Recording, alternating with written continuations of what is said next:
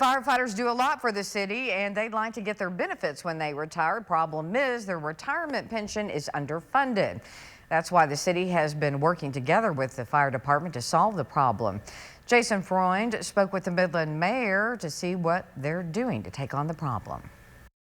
Well, Crystal, when I went out to speak with Mayor Lori Blanc, she gave me an update to what the two sides have been doing to get the pension funded, while she gave me some backstory on the pension itself.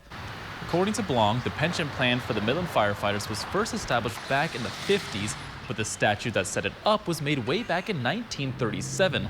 That statute established the current fund we see today, and it's pretty important for the firefighters. The Midland Retirement Fund for the firefighters is specifically to provide retirement for the firefighters of Midland. They do not receive Social Security benefits, and so this is their only opportunity to be investing in their future. But the problems didn't start creeping up until about 20 years ago, as cracks began to form in the fund.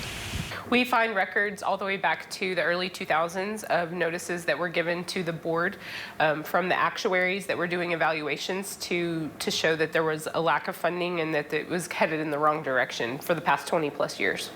And while previous administrations tried to make changes to the pension fund as early as 2020, Blanc says that those changes are only now just getting enacted this year. But that's not to say the city and MFD have just been sitting idly by. They've worked together to make some changes to the fund. We've gone forward and made several changes. The fire department voted to change part of the way that their benefits are calculated related to overtime. And so that vote was taken this summer. And then the city most recently, last Tuesday, voted for a 2% increase in our contribution to the firefighters from each paycheck. That increase came at the city council meeting on the 12th, and Blanc believes that with this increase, while small, it will still net some positives in both the short and the long term. When we look at the issues that the pension fund is facing, really there's two primary issues. There's been a lack of performance of investments, and then there's also a lack of adequate contributions into the fund to meet the future promised benefits from the fund. And so we are increasing our contribution to the fund so that we can more adequately meet the promised future benefit. Now, other steps being taken by the city include hiring investment advisors to make sure that they are taking the right steps to solve this issue.